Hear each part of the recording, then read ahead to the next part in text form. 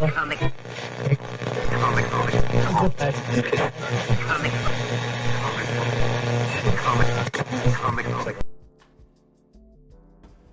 right, how's it going, everybody? I am coming to you today off camera to respect the decision of my guest as well, who will be off camera.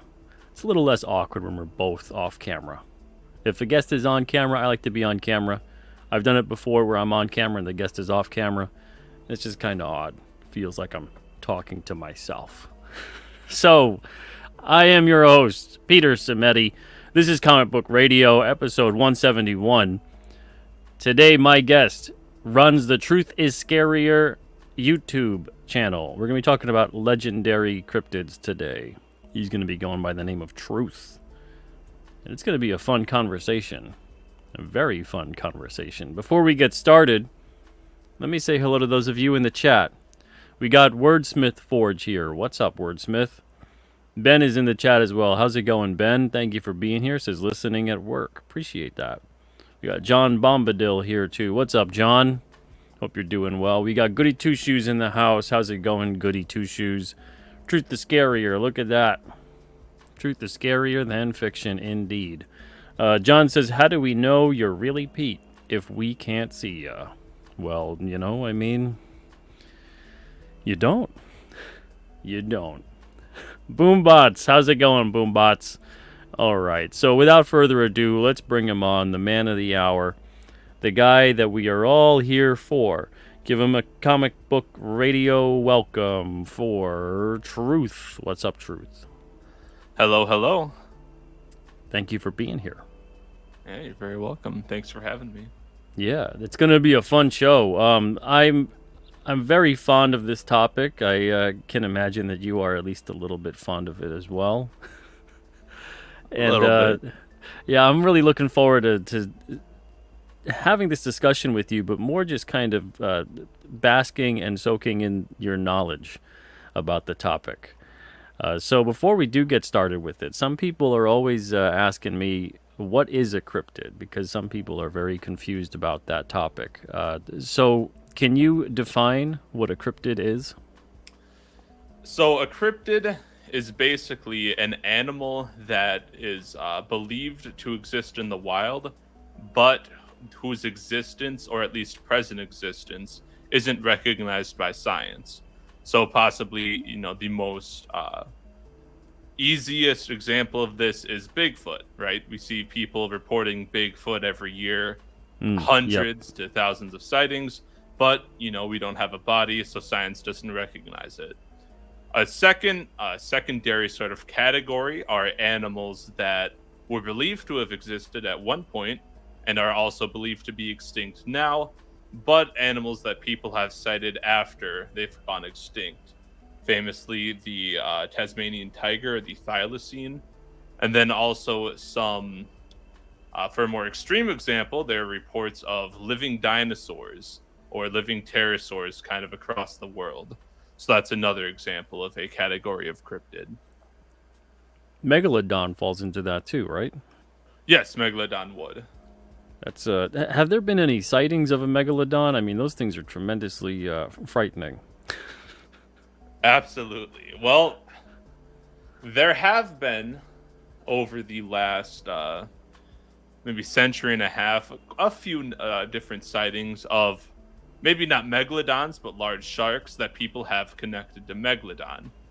Now, actually, one of my associates online, Tyler Greenfield, did an entire paper on this, where he went through, looked at a bunch of different shark sightings that were kind of connected to Megalodon, and kind of rattled off, okay, is this really a giant, living Megalodon, or could it be a hoax or a misidentification of a different type of shark? So go look for that. It's under Tyler Greenfield if you want to read more about that.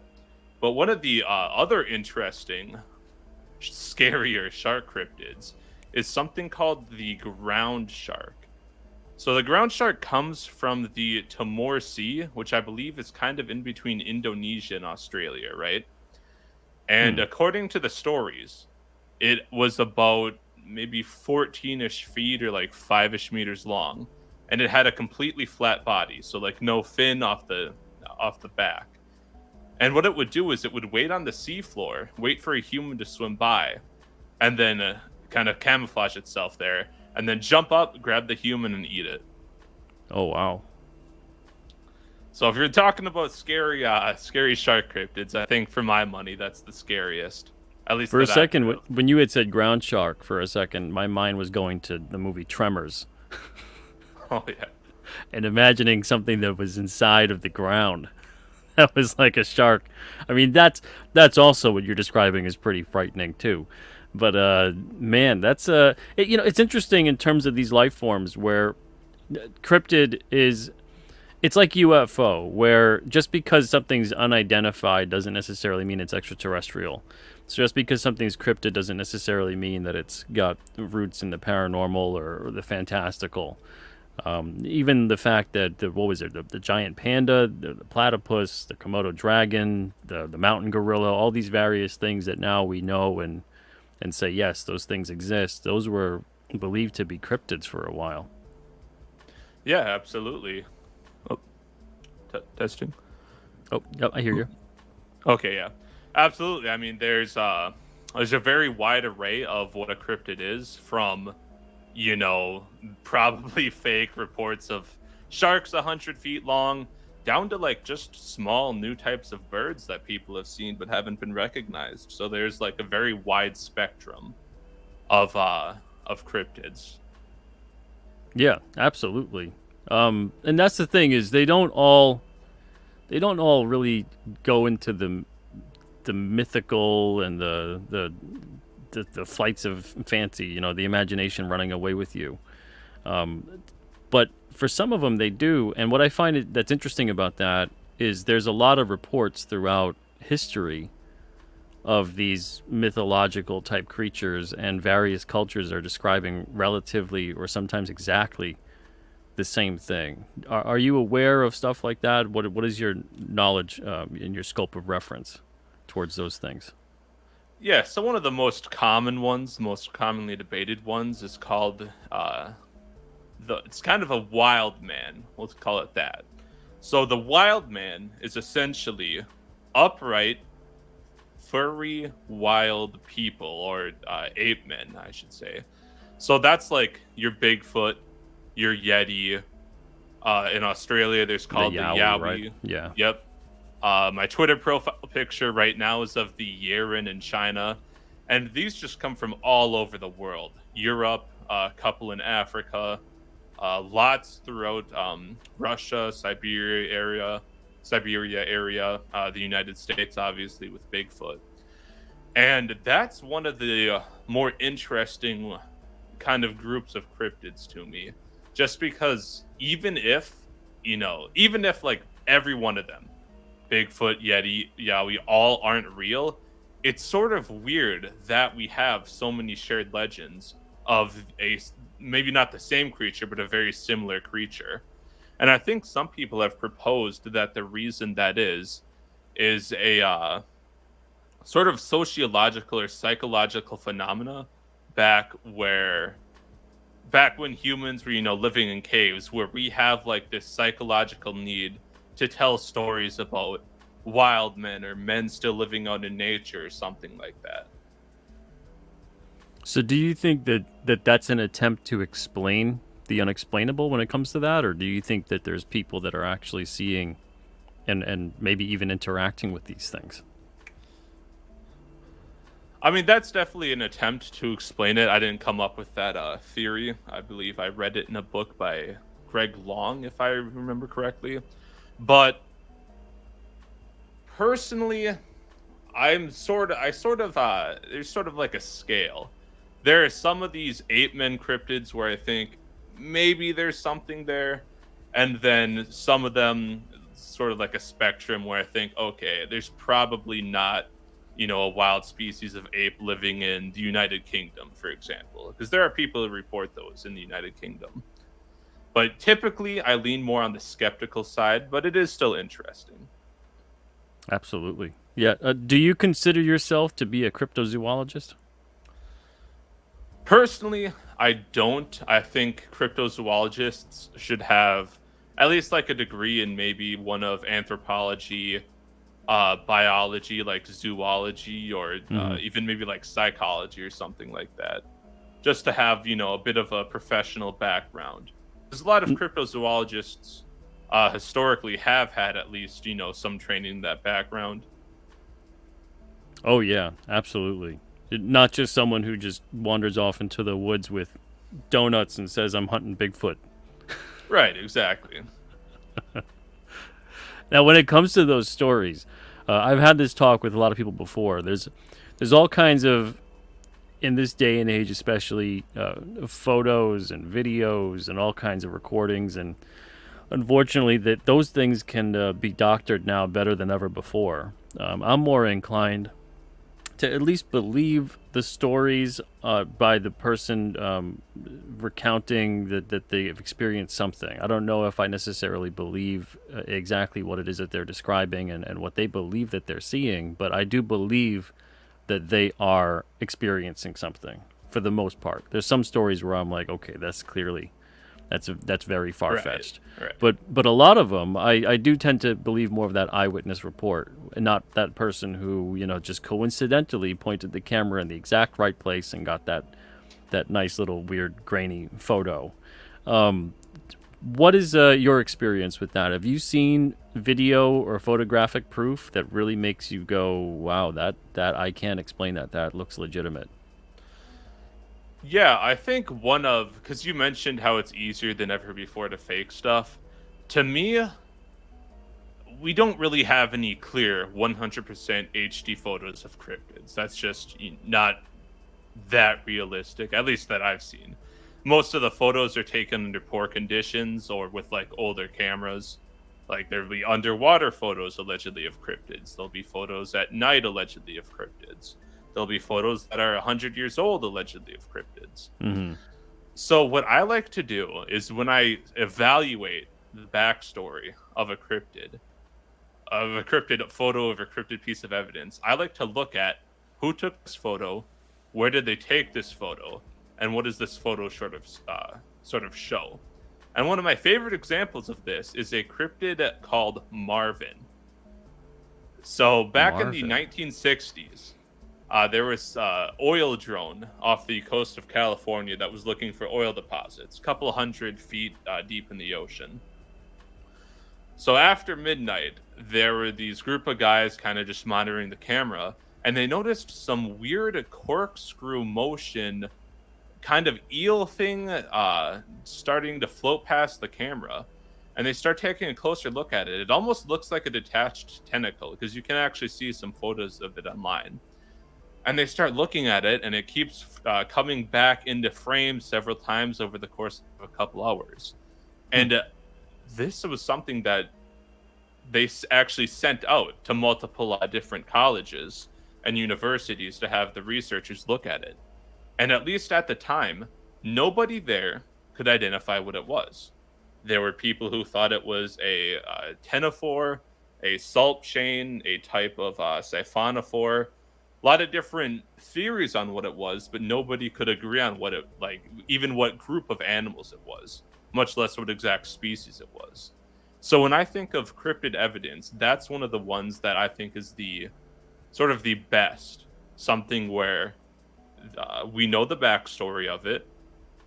The people who are recording aren't suspicious, like they were just random guys working for a oil company. And multiple scientists have looked at it and they haven't been able to identify what it was.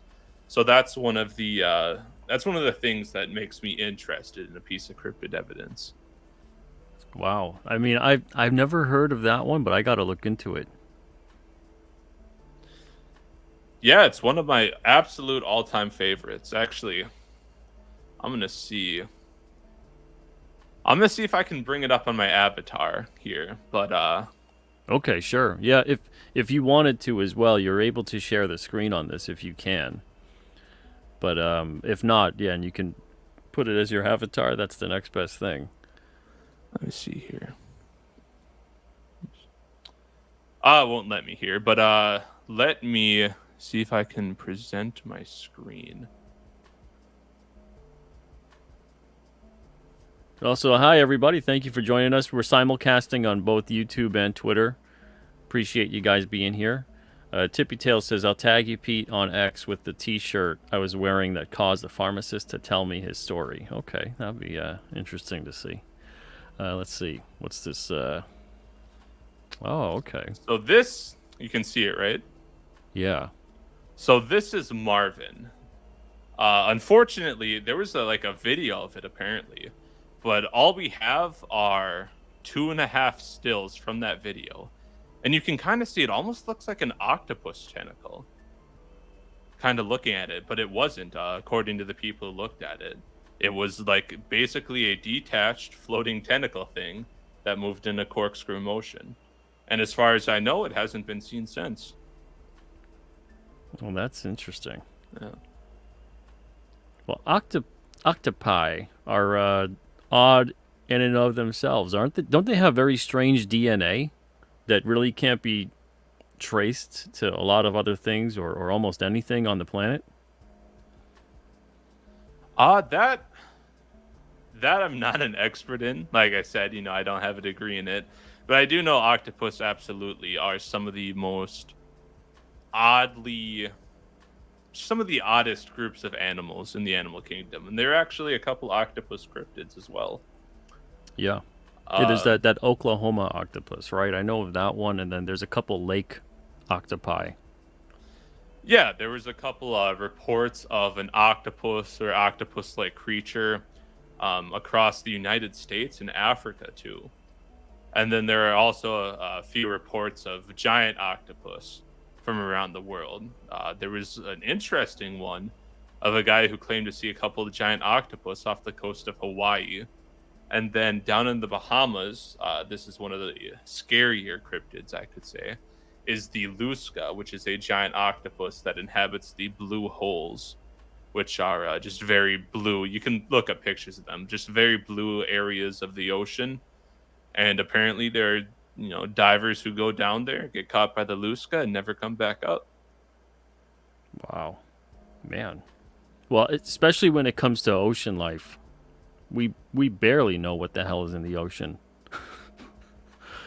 I think they said something like they know more of the surface of the moon than they do about the oceans. Yeah, I mean, we're still, there's that saying that 90 something percent of the ocean is unexplored or something like that. But we still are discovering a ton of things in the ocean to this day. Every time, we have a different scientific expedition, they're coming up with photos of new animals, all sorts of stuff. It's crazy. Wow. Now, for you, what are some of your favorite cryptids? If you had to do a top 3, which ones are your favorite? So my favorite cryptids switch almost constantly, but let me share my screen. Let me get this photo up and share my screen here. One of my favorites in history is something called the Deep Star 4000 fish. So this was another fish filmed off the coast of California. Not filmed, I should say, spotted off the coast of California. Basically, there were these 3 divers, who were taking a submersible down 4,000 feet on the ocean floor, because it was the Deep Star 4000, because it could go down 4,000 feet. So while they're down there, they kind of see something moving, or one of the men sees something moving on the ocean floor. So he starts looking at it, and all of a sudden, this giant fish gets up and starts swimming past their ship. And he gets a good look at it, and the biologist on board also got a decent look at it. And they estimated that the size of the fish was about 25 to 40 feet long. They said it had eyes as big as dinner plates. They said the scales were the size of coffee cups. And it was so big that it filled the entire window for several seconds as it swam past their submersible. That's how large it was in comparison to their ship. Wow. This was another one, unfortunately, never seen again. But that is, just that deep ocean story of, scientists going down there to look into something and then finding something that nobody else has seen before or since. is just absolutely fascinating to me. Yeah, That's one of my that's favorites. incredible. Wow. Another one I'm kind of a more recent one I've been finding is the maned American lion. So, lions used to live in the United States, like actual lions, not mountain lions, up until about 12,000 years ago. But interestingly, since the 1700s, there have been reports of maned lions in the United States. Now, whether or not these are like circus escapees or, actual surviving lions, I don't know. Yeah. I'd probably lean toward them being circus escapees. But there are actually quite a few sightings of them. There was a naturalist who heard of a animal in California back in 1860. And according to him, the people who saw it said it was stouter than a cougar with a dark mane, which I think is interesting. And there was also a report of two deer hunters killing an African lion down in Georgia back in the 1960s. So you can kind of see in various newspapers across America, from Ohio, Arkansas, Georgia, California, West Virginia, just all throughout American history, random reports of African maned lions popping up. And I think that's very just cool to see that there's such like a deep um, historical record of people seeing lions in the United States, even if they Yeah, are, that's just escapees. I wonder what the survival is like for them. Are there a lot of I can't recall anyway in terms of reports of a lion attack. I Not being don't obviously within the confines of a zoo or a circus. I don't. So here's one I'm actually working on a video on my YouTube channel. So stay tuned. Oh, okay. But this one was written about by Thomas Jefferson, like the president. So this does go back quite a far ways.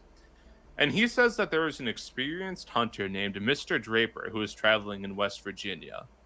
Now, Draper had a bell tied to his horse, just in case, if the horse ran off, if somebody stole the horse, he could like follow it, he could hear what was going on. So Draper is hunting in the woods, kind of traveling around, and all of a sudden he hears the bell start to, ring. So he comes back to his horse, and when he gets there, he's just immediately shocked because he sees a large feline animal, much bigger than an eastern cougar or a mountain lion, half eaten his horse already. So he takes one look Oh at my it, he lord! turns Wow. around, and he gets out of there, according to the story, basically. Wow.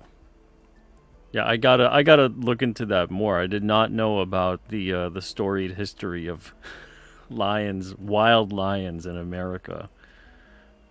Interesting. So Yeah, yeah, Tippy Tail, I agree. Yeah, I mean, if they could get their hands on one, that would be a wild one. That would be interesting to see. I Huh. believe Tippy Tail, there was Lauren Coleman wrote about this. Lauren Coleman's a cryptozoologist who has done a lot of work cataloging these sightings. And there Hmm. was at least one time where they found part of a lion body. And they didn't DNA test it, so they can't be sure, but they did say it was like a lion body in the wild in the United States. And they did say that it was the skull. I believe they examined the skull, and they said that the skull was fairly similar to that of an African lion. So that's probably at least one case where it was just a zoo escapee or a exotic animal escapee. Now, for your third, what would be your third favorite cryptid at the moment? Lots of good ones. I'll have to say, right now, I would say that one of my favorites would be the Nandy bear. The Nandy bear. And Yes, you're picking some from left field today. I haven't heard of all three of these. What's the Nandy bear about? so the Nandy bear is very complex story. I'm not even aware of like all the facets of it, but essentially it refers to a bear slash giant hyena slash baboon or ape cryptid from Eastern Africa, usually Kenya or Uganda, parts of Uganda. And this one actually has a very deep and going back a long ways history, all the way back into the early 1900s. But there have been maybe a dozen sightings at least. So one of the stories of the Nandi Bear, again, this is one of probably the scarier cryptid stories, is back in the early 1900s, there's an explorer traveling in the region, and he saw what he thought was a large bear from a distance. Now, if you don't know, every species of bear in Africa has been extinct since the mid 1800s. I Mm-hmm. believe the last one was called the Atlas bear, and ever since then, there have been no bears in Africa. Bears in East Africa, I think, have been extinct a lot longer, at least. But so he saw this. He saw this animal firsthand, and he also collected a report of the animal. Now, according to this story, a Nandi bear had been crawling around a village, and it crawled on top of somebody's house and actually caved the roof in on their home. So the Nandi bear was inside their home, and the villagers were so afraid that they torched the building to kill the animal, and just were like, all right, they're dead already inside. We're not letting this thing go out. We're lighting it on fire. And that is probably one of the more metal cryptid stories, I would say. That kind of reminds me of what is it, Black Shuck? That reminds me of Yes. yeah, reminds me of like the way that story kind of played out. Yeah, the ghostly specter dogs, I think, from the United Kingdom. Yeah, yeah. They're an interesting ones. These hell dogs, hellhounds. Speaking of the UK, there was a Nandi leader named Koitalel from Kenya, and he fought a couple wars against, I think, different tribes and the British there, because it was the early 1900s, I believe, late 1800s. And according to Ricky Ngeni, after Koitalel was killed, I believe he might have been executed or assassinated. They apparently threw his body off a mountain, and the Nandi bear had a habit of eating just the heads of humans. Oh, So, according to the story, or according to Ricky, a Nandi bear came by and ate his head. You know, and that brings up a good point in the realm of cryptids, where how many people that do encounter cryptids survive? Surprisingly, I mean, we can't know because of what is it, the survivorship bias effect? Yeah, yeah. Where the ones that don't survive, you know, because all I can think okay, is we have a lot of reports from people who have survived, and they've seen it, they've encountered it. Sometimes they have physical altercations, but then it makes me think how many people are not surviving these experiences, and don't get to go on to tell the tale. How many people that go missing in the woods, in on hikes, wherever it may be, out in the ocean, whatever is going on, that maybe something did get them, and we just don't know. I mean, yeah, it's a tough question because people obviously do go missing in the woods, and unfortunately, most of the time, they were ill prepared. They got sick. They broke a leg and didn't tell anybody where they were going. But there are at least a couple cases, I think, historically, of people who were said to have disappeared into the woods because of a cryptid, or died because of one. Obviously, there was the Nandi bear stories. There's the Luska stories. Let me try and think of another one. Oh, another one. One of the odder cryptid stories, I would say, isn't a story of people dying after seeing a cryptid, but after eating one. Because the Mokele Mbembe, which, if you don't know, is a large kind of reptile or a living dinosaur cryptid in the Congo, there were some expeditions to try and find it in the 1980s. And one of the expeditions was interviewing kind of local people to see if they had any stories of Mokele and Bembe attacks, because there were some reports of it overturning canoes. And one guy claims that in 1958-ish, somebody killed a Mokele and Bembe, and the entire village, or at least a large number of people, came around to eat it. And after they ate it, they all got sick and died. Wow, I wonder if the meat was some kind of toxic Yeah, element in it, some kind yeah, it of was venom. poisoned, or Yeah. maybe they undercooked it. I don't know. But I would say, at least in the modern times, I would question reports of like cryptids being tied to people disappearing, because I think if there were, in modern times, like a large number of man-eating animals trying to attack humans, we would at least get a specimen of them. Because yeah, people still do get killed by wild animals in the Yep. woods, but also people kill wild animals in the woods that are, attacking them or stalking them. There are a lot of people carrying guns and stuff out in the woods. So I think that, if there was like a giant wolf or something, at least somebody in the modern era would have shot one. But I think historically too, there's the possibility that people have been killed by animals that, we just never recognized. Like perhaps the Nandi bear was real in the early 1900s. It really did kill people. And then afterwards it went extinct in like the 1950s or 60s or something.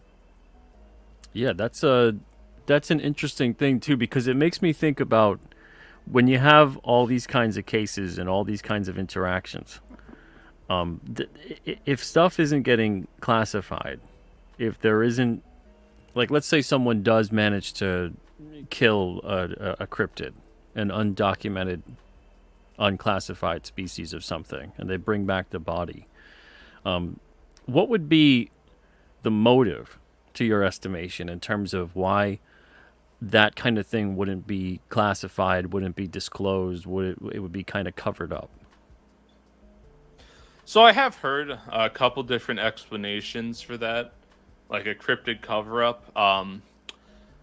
I vary on whether or not these are plausible. I think, for example, I actually have family in the logging industry, and I often hear that loggers or the government are covering up the existence of Bigfoot, because Hmm. if Bigfoot was discovered, then they'd protect a bunch of national forests, Oh, and the logging that's a good. industry. I never thought about that. That's a good point.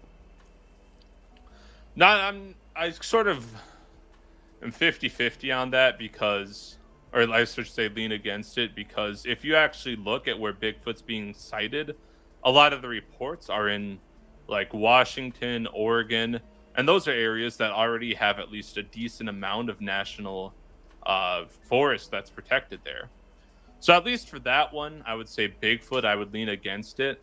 But one of the ones I hear a lot, even among people who aren't into cryptids, is that the government or the local DNR is covering up mountain lions and black panthers in the eastern United States. So the motive, the rationale behind this one is, if the government acknowledges the existence of mountain lions or cougars in areas like Delaware, Connecticut, New Jersey, North Carolina, areas where they're thought to be extinct now, then the government would have to actually allocate resources in order to tracking them. They would have to give out flyers. They would get less people going out in the woods in fear of mountain lions. So, so I've heard a lot of people say that the government is covering these sightings up, covering these reports up, even though they're real, just so that people are more comfortable going out into the national parks and the forests and stuff. Now, for some cases of it, what do you think the likelihood is in terms of any kind of genetic experimentation going on that's creating some kind of a cryptid?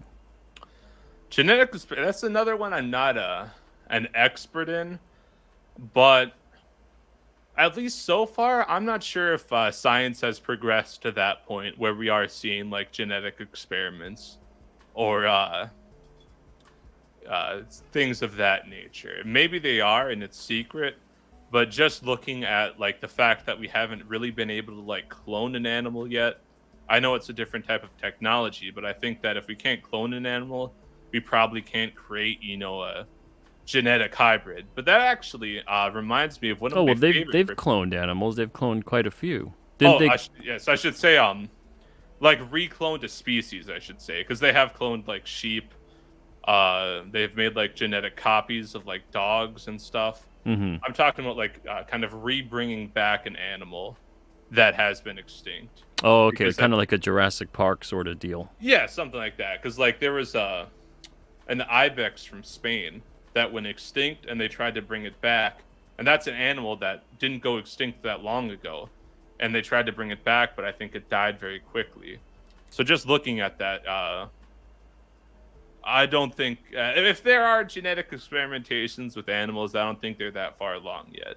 Well, the other part of it is, if they're doing any of that, chances are they're not going to say it.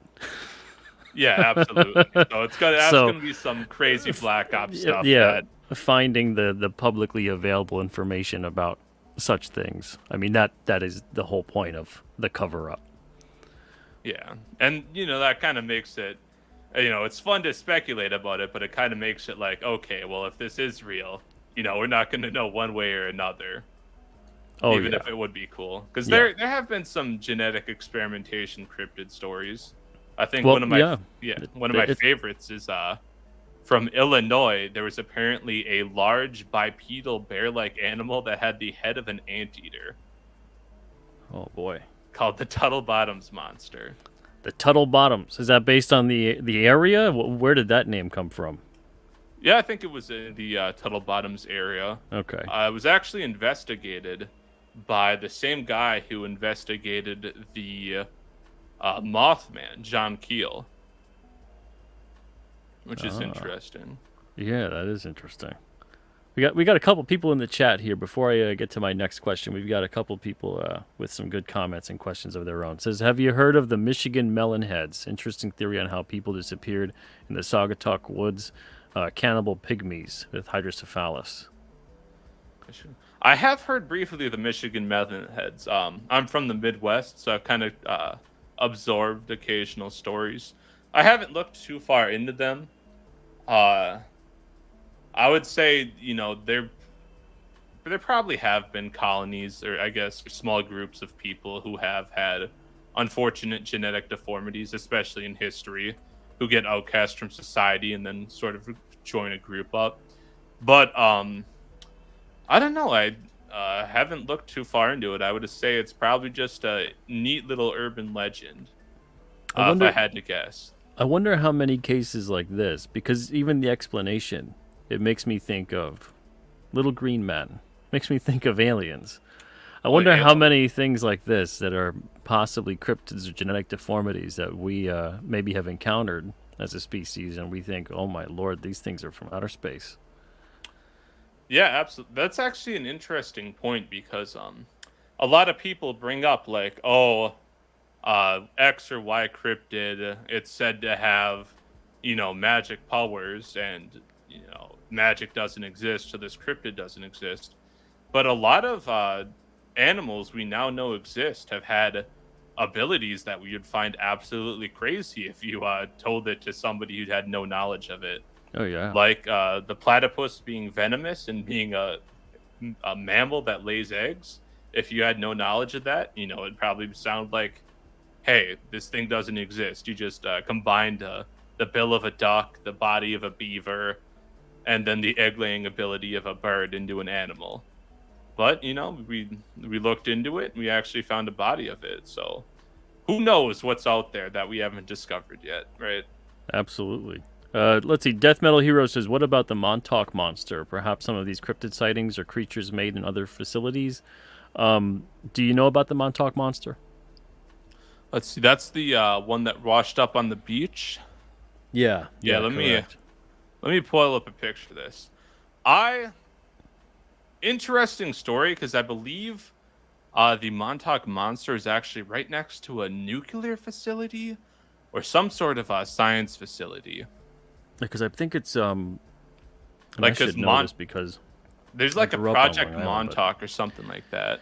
Yeah, there was something that was done out there, especially during the span of the Cold War, where they were looking into different things like teleportation and all kinds of funky Yeah, usages of frequency and radiation and lots of experimentation. Yeah, near Plum Island. Yeah, exactly. so this is the Montauk Monster. Um, this one, it is a cool story. I tend to believe though that this one is a hairless raccoon that's gone through some decomposition, because there are decomposition can actually do a lot of crazy things to an animal and make it completely unrecognizable at least. So that one specifically, I think could be, or sorry, is a raccoon.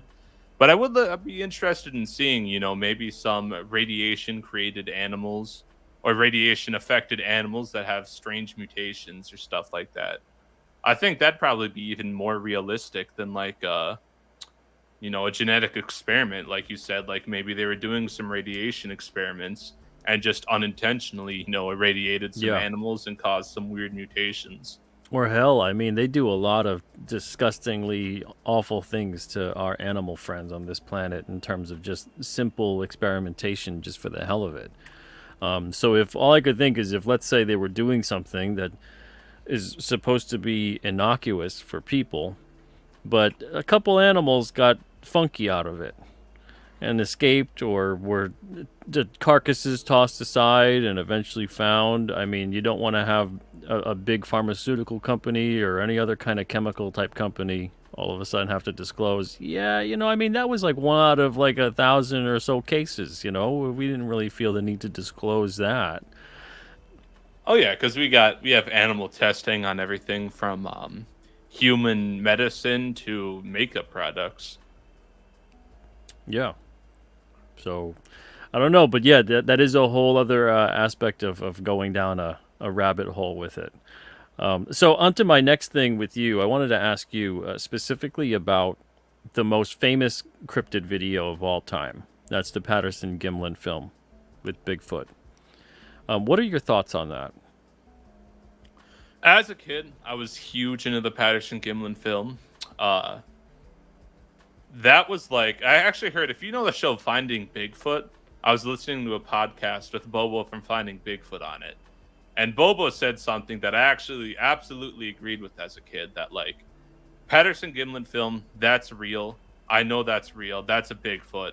All these other sightings I'm not sure of, but that's like baseline, that's real. So I was a big believer in it as a kid.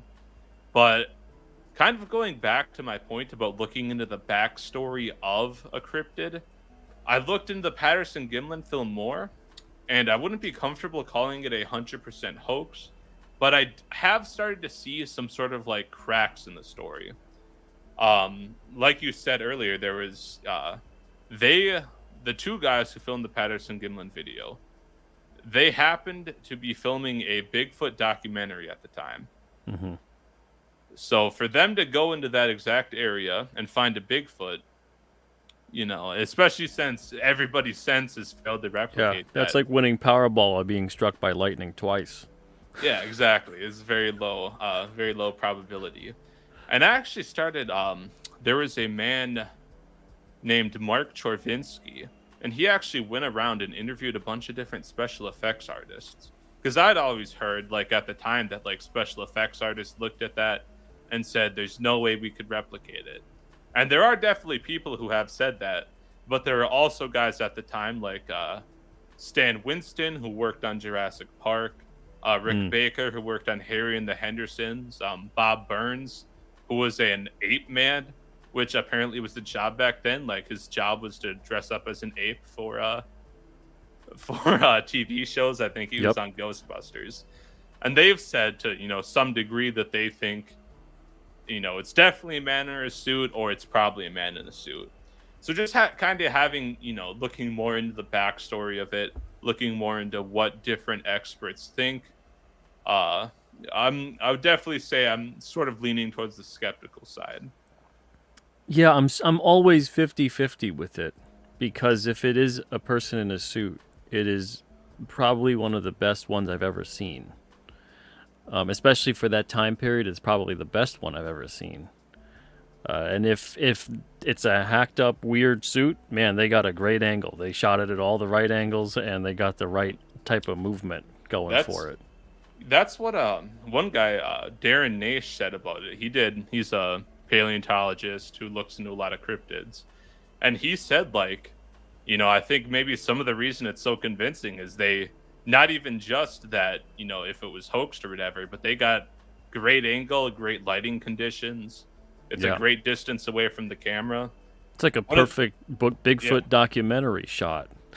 yeah, it's too unclear for you to say, yeah, this is definitely fake. You can see, this guy's nose is fake or something, but it's also, so clear enough that you can say, yeah, this is not it's not just a blurry image of a guy walking. This is Yeah, either a guy in a suit or it's a real Bigfoot. It's not a bear. It's not anything else like that.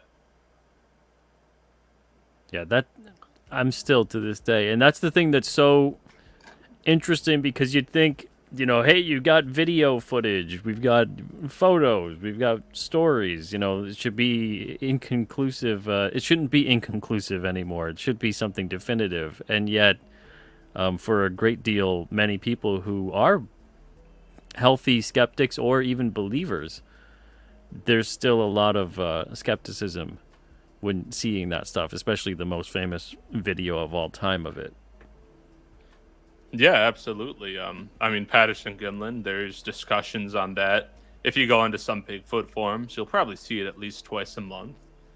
And it's actually kind of crazy to me how much the Patterson Gimlin film is just more famous than probably every other piece of Bigfoot evidence combined.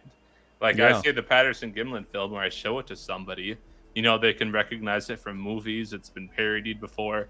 But if I say something like, what do you think of the Mayaka skunk ape photo or the Dave Shealy's skunk ape footage yeah, yeah. of the skunk ape, which is like Florida's Bigfoot? They don't recognize it. That's how famous the Patterson Gimlin film is. It's just overshadowed everything else. Absolutely. Yeah, it's been merchandised, it's been put everywhere. It's more than mainstream.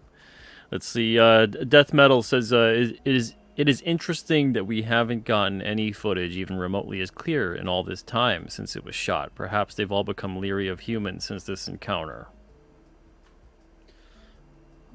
Yeah, that's I would say, I mean, if Bigfoot's real, that would make the most sense. 1960s, because it was filmed 67, I believe. So that's, Yep. 1967. Automobiles had obviously been around, but they were building more highways in the 50s and 60s. Humans were expanding around, so maybe they have gotten, if they were real, maybe they have gotten more cautious of humans, more avoidant of humans, or maybe they went extinct altogether. Yeah. I mean, even in going back further, I know that there's journal entries from Lewis and Clark's expedition talking about various cryptids and even things that seem like they're describing a Bigfoot. I'm not sure them. I know Daniel Boone has a he was a kind of a tall tale kind of guy, but he has a story of shooting this weird giant called a Yahoo or Yahoo or something like that. There was a guy named Elkanah Walker who was a missionary down in Washington, I believe, and he said that there were stories of the people next to him said that they had stories of giants living in like the mountainous regions to the east of them that the people next to him completely believed in it, or the people he was living with completely believed in it. So yeah, there have been a history of maybe not exactly Bigfoot sightings, but Bigfoot-ish animals Yeah. dating back centuries. Well, then coupled with all the different giant type skeletons and bones that have been found over the years, and sometimes or more often than not, at least spirited away by the Smithsonian, that's kind of a whole other thing. Yeah, because I think I've heard there's kind of two trains of thought here. Because there is this whole the Smithsonian's covering it up thing, which I don't think there is a Smithsonian giant cover up, but there have actually been various actual giant human-ish bones that have been allegedly found throughout history. That Mm-hmm. today we don't know where they are. For example, in the late 1800s, they put out or they dug up bones in France that are called the Giant of Castelnau bones that were apparently of humans 8 to 11 feet tall. Now, this could just be the person measuring it messed up. It was a hoax or whatever, but we don't know for certain because the bones are missing now. Maybe the French Smithsonian covered them up or has them buried in a secret basement somewhere. Yeah, yeah. Well, again, it's one of those things of we'll never know. And whoever does know, maybe one day they'll leak it out. Sometimes these people do, and they come forth and they're given deathbed confessionals or whatever. But it's interesting. It's interesting. It's very difficult to prove. Uh, Chuck wants to know thoughts on Todd Standing's Black Demon slash Devil footage. Are you aware of that? I'm not aware of that. Todd. Todd's he was this is a Bigfoot one, if I believe, right? I think so. Chuck, is this a Sasquatch Bigfoot type of thing? I haven't heard of it. I'm gonna have to look that up. Todd Standing, I at least some of his stuff, I think to me, that's one of the ones where looking at the background, he seems kind of suspicious. I'm not as tapped into the Bigfoot community Mm-hmm. as some other people, but I know there's like a lot of varying opinions on him.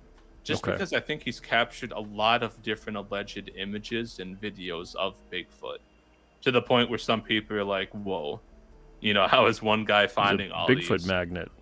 Yeah. Interesting. Yeah, I haven't heard of that. I'm gonna have to look into it. I don't even know who Todd Standing is, to be perfectly honest. So I'll have to look into that too. Maybe I recognize him as soon as I see him. Yeah. I definitely recognize the name, but besides, people talking about him being a Bigfoot magnet and getting a suspicious amount of evidence, as some would say, I don't know much about him or the images he's captured. Mm-hmm. See, Lobo says it's all AI generated. Come on, fellas. Yeah, well, that's the thing, right? We're entering a day and age where this has become easier than ever before to AI generate a lot of different things, and that's going to definitely muddy the waters. Absolutely. Yeah, I've cataloged, I looked into the history of cryptozoology. I made a big list. I know a couple other people have made a big list of just evidence that we know of since before 2020, before like 2021, where AI generated images took off. And, those are the ones that we know for sure are real. And if anything else comes after that, we're definitely going to be looking at it a little more suspiciously if somebody happens to get a perfect image of the Yeti in 2027 or something Oh like yeah, that. absolutely. And that is another one where yes, there will certainly be more fakes. But if you actually look into the background of the stories, like if you see somebody post on Facebook, "Hey, look at this photo of Bigfoot I took," and you look into them and uh, the whole feed is different Bigfoot photos that they've been taken along the years or something like that, and you can say, "Hey, this is a fake." Yeah, Just looking yeah, at the that's true. backstory of it. Exactly. Yeah, the likelihood of someone legitimately coming forward would definitely be, I think, easier to spot because the people that are going for the forgeries, you're going to see the whole history of, yeah, this person is definitely trying to get some kind of attention, get some kind of fame, maybe make money off of it, whatever it is. Where most people that have these encounters, whether it's Bigfoot, aliens, ghosts, whatever it may be, most people hardly want any sort of attention for this kind of stuff. Yeah, absolutely. Even cryptids, I'm skeptical of. Like the Yowie from Australia. That's the sort of Australian version of Bigfoot. There was a senator from Australia who said that when he was a kid, he and a couple other guys that he was with were on a school trip, and he said, "I don't know what it is. I can't tell you if it's a giant ape that swam to Australia or what, but I saw a giant ape man, and I simply can't explain it. Which Yeah, that was a that's story I found very interesting. yeah. 'Cause- yeah. Speaking of which, have you had experiences? Have you seen a cryptid to your estimation, or something that you at least can't explain? Personally, I've yet to see one. I have actually gone a decent number of camping trips too, so uh the only I think unexplained story, I think a commenter earlier was talking about Bigfoot sightings in the UP. I Yep. actually have family from the UP. That's where my father's side of the family comes from. Only unexplained story they have is he was staying at his cabin one time because they had a cabin kind of right next to his parents' house. He was staying at his cabin. Something came into his house. He petted it, thought it was the cat. He gets up, he goes to his parents' house the next day, and the cat's been locked in the basement the whole time. So what was he Mm. petting, right? Oh man. But personally, I haven't seen anything like that, heard of anything like that. Yeah, I've heard things that I can't identify, but nothing that sounded like so unusual that I wasn't convinced that it was just some kind of animal noise that I'm just not familiar with. Yeah, exactly. Like there are a lot of things where I'm like, I'm not sure what that is, but it's probably not a Bigfoot. Like, Yeah. I'll hear something unexplained, but it'll be like on the edge of the city or, something like that where it's like, yeah, I don't think Bigfoot's hanging around skyscrapers and the like. I don't know, man. You ever see that King Kong documentary? That was I pretty have. convincing. Up there on the Empire State Building with that chick. Wild World. So Wild World. Yeah, thank you for the super chat. Truth/Legendary Cryptids has an encyclopedic knowledge on cryptozoology. Would he ever write a book on the subject? So I've been actually looking over. I have a series on YouTube called The Cryptid Iceberg. And sort of the premise of that is I take a look at a bunch of cryptids around the world and I sort of sorted them from most known. So the top is like Bigfoot, kind of like an iceberg, like the top of the iceberg, the stuff you can see is like the more well-known stuff. Bigfoot, Loch Ness Monster, Yeti. And as you go down, you get into the more unexplained stuff, the lesser known stuff. So what I've been doing with that video series is I've taken the script and I'm kind of going back to add to it, flesh it out a little bit more. And I think I might eventually plan on turning that into a book once I can get, add some like illustrations maybe, Oh, add nice. more notes on stuff, fact check a little more because there have been a couple times where I've read a story, I've talked about it in a video, and then it turns out, hey, this came from some guy's fictional book that somebody put up online here. So once I hopefully weed all that out, I'd probably put that into a book. Very nice. It's fantastic. I think that's is that why I saw a tweet from you about looking up illustrators and things like that of cryptids? Does that have Oh, anything to do that with it? slightly different thing. So the website Reddit is like a forum. They're having a program where you can, whatever subreddit, you can request funds from Reddit in order to do a community project. So I just so happen to be a moderator of that subreddit. So I've been trying to look into getting some funds in order to commission artists in order to make like images of kind of lesser known cryptids or cryptid encounters, Oh, just so we okay. can get some more cool artwork out there in the world. Very nice. Well, this is comic book radio. So if anybody's out there, you're an artist, get in touch with Truth. Maybe show them some of your art. Get something going. We got a lot of artists that listen to the show, so you never know. Absolutely. I mean, there's I also edit for a website called the Cryptid Archive Wiki, or the Encyclopedia of Cryptozoology. If you look there, you click on a random page, it's more likely than not that there'll be some weird cryptid out there that nobody's drawn before. So if you want to, draw a giant bird that has hair instead of feathers, go for it, or a giant frog from New Zealand or something like that. There's a ton of ideas of cryptids out there that have never been drawn before. So, Oh, absolutely. Yeah. Just within my own series, King Cryptid, I've got all kinds of different cryptids that I'm putting as an amalgamation of cryptids that exist or are purported obviously to exist, and then also coming up with my own. And it's the possibilities are endless. So it'd be interesting to see what you do with a book like that, especially with some illustrations behind it. Yeah. Oh yeah. Awesome. Big shout out, by the way, to artists. There's been a ton of cryptozoology artists throughout history that I just have to give a shout out. William Rebsaram, Monique Watu, just a ton of people throughout the decades have been drawing images of cryptids, and there's just a ton of awesome cryptid illustrations out there. So Absolutely. definitely look into that. If you're looking for some cool artwork, maybe some inspiration. Yeah, absolutely.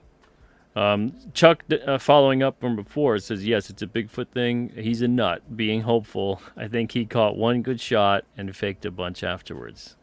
So there you go. That was the Yeah, Todd Standing. yeah, that's an interesting thing because I think one of obviously, I don't believe in every Bigfoot sighting. There's or every cryptid sighting. But I think one of the reasons some people might fake stuff is they see something that is genuinely unexplainable, maybe to them at least. Mm-hmm. And then they're like, I got to convince other people of this. So they go out there and they try and fake it to be like, hey, this is what I saw. It's real, guys. So I think that might be one of the motivations behind some of the fakes. Yeah, that's a good point. That really could be it. And then it just gets out of hand from there, and one thing turns to the other. In the chat, if you guys have any questions for Truth, let me know. You guys have been doing a good job of that so far, but I just want to put that out there that if you do got questions, we'll read them on the air. We'll be on for another maybe 5-10 minutes or so. So another question for you. Now, when it comes to the topic of cryptids, what is your thought in terms of how grounded are some of these? Are some of these just purely an undocumented species of animal? Are some of these paranormal? Are some of these interdimensional type beings? I know there's all kinds of theories when it comes to Sasquatch and other various cryptids in terms of that. But what are your thoughts on that subject? Yeah, I think I mostly cover the just zoological, unexplained animals, even if they are very outlandish, like giant lizards. But I occasionally do delve into some of the weirder ones, like giant shrimp people see or giant bipedal shrimp people in Washington. Mantis Man, which is a fun giant mantis person out in New Jersey. So, I would say most of the ones I cover, most of the ones I talk about will be some of the more grounded ones, but I'm not above, occasionally looking into a more fun paranormal type thing. Yeah, yeah. It's such an interesting topic. I had heard someone at some point talk about what if Sasquatch, Bigfoot, what if they were, when you're seeing it, the reason that it kind of is blurry, comes in and out of focus, seems to disappear, what if it was like the ghost of a species that existed a long time ago, and we were seeing that out in the woods? And I thought that was at least an interesting theory behind it. Yeah, it's kind of gone back and forth because if you look into some of the earlier legends, a lot of the legends that people have at least connected to Bigfoot from various native tribes, they do explicitly say like this creature is a spirit, this creature is spiritual, or something like that. Yep. That would be interesting. Wild World has a question for you. He says, would Truth ever want to travel and do a search for a cryptid? Personally, I've done a lot of camping. I was in the Boy Scouts as a kid. I might be all camped out, at least for half a decade or so. But I would at least like to, maybe go take an underwater drone, watch the footage, or go to a submersible trip somewhere. Because I think the deep ocean is a place where we could be finding new species. So if I had to travel, I'd prefer not to be walking and camping in, the Amazon rainforest. and get bit by a 30-foot anaconda. But I Oh, think at good least lord, yeah. an expedition to the deep ocean right now would be fun. But 10 years down the road, sure, maybe I'll go anywhere. Congo, Siberia. Yeah, everything in the jungle wants to kill you. Yeah, people. But yeah, there is a lot of cool stuff out there on land. At least there was an expedition to find the Mokele Mbembe, and they didn't find it, but they found a new species of moss just like walking around. So that's how much stuff is still out there that you Yeah, can be yeah. looking for a cryptid and find a completely different animal. See, Shark Taz says, would Truth promise to catch me a shark as a pet if he does travel? Unfortunately, this goes back to my grandfather's side of the family, but we are not good fishermen. We don't fish. We're pretty bad at it. So maybe if I could noodle one, or just like grab it with my arms, but There you go. no promises. Death Metal Hero says, do you consider skinwalkers cryptids, or are they just Native American legend? So these ones, there's a lot of discussion about this. I would definitely consider skinwalkers to be a legend, because if you look into the skinwalker story, for example, there's an artist named John Fedorov, and he says that skinwalkers are witches which have the ability to change into animal forms. Mm-hmm. So that's not a different, like, undiscovered species of animal, right? That's just Yeah. a person who has, a mystical ability. So I would definitely consider that more of a legend than like an animal cryptid, if that makes sense.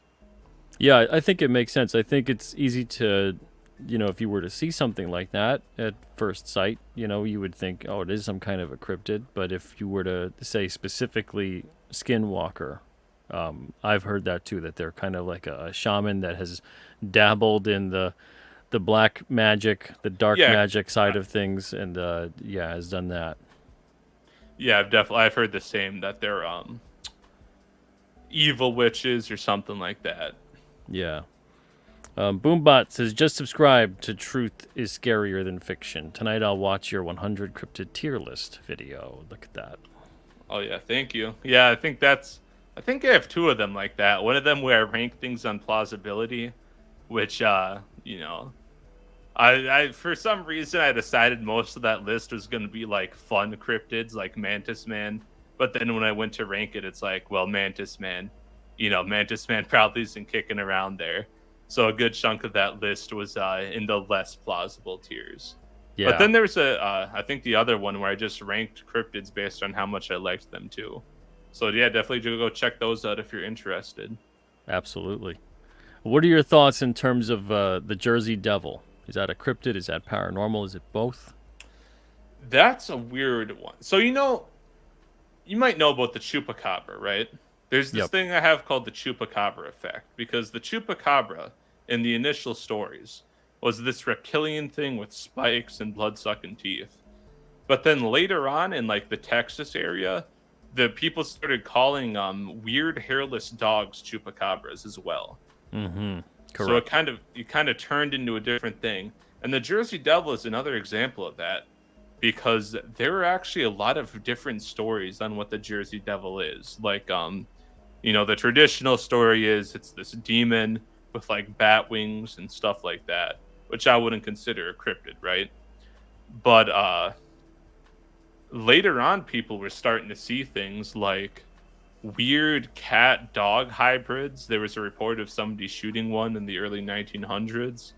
There was a report of two guys out on the river who got ambushed by a giant lizard that crawled into their boat that they had to kill, and that was called the Jersey Devil. So it's a case of people using one word to describe like a various different various amount of creatures, which I think is pretty interesting.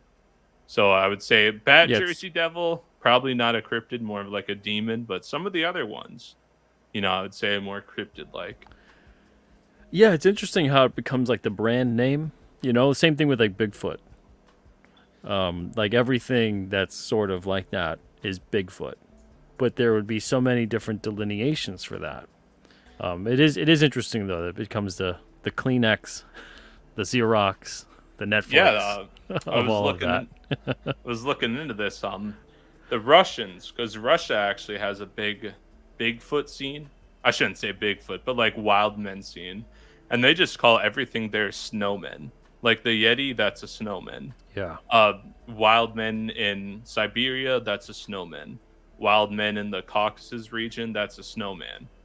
So that's them using a specific one name to talk about like you said a bunch of different creatures. Yeah, I mean the abominable snowman is a Yeti, and so it's interesting how that does happen. Wild World has a question against us. Is Dogman supposed to be a cryptid or is it a version of a skinwalker? So the Dogman lore that I've read at least is that it's just like an animal. It's not, a spirit. It's not, anything. It is an animal. But the unfortunate thing with the Dogman, as much as I'd like to go around catching a bipedal dog creature, is I think most of the or all the Dogman stories link back to this song from the 1980s called the Legend of the Dogman. And that song was actually entirely a fictional song. Like this radio DJ for April Fools Yep. made up a bunch of lore about people seeing this dog creature walk on its hind legs. But then people started to call into his show and say like, "Hey, I've seen that thing too." And that's sort of how like the legend of the Dogman began to spread.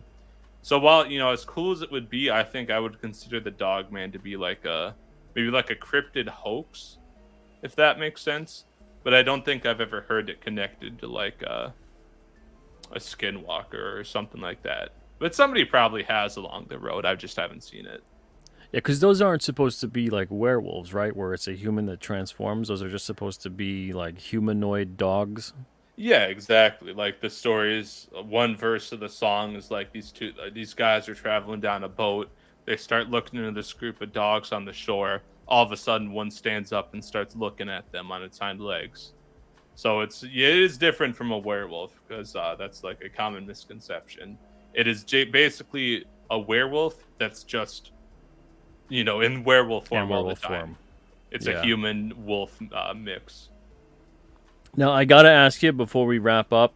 I know that the topic tonight, or today, I should say, is it's centered around cryptids, but have you experienced in any way, shape, or form anything beyond cryptid, the paranormal, whether it's ghosts, whether it's aliens, UFOs, etc., anything along those lines?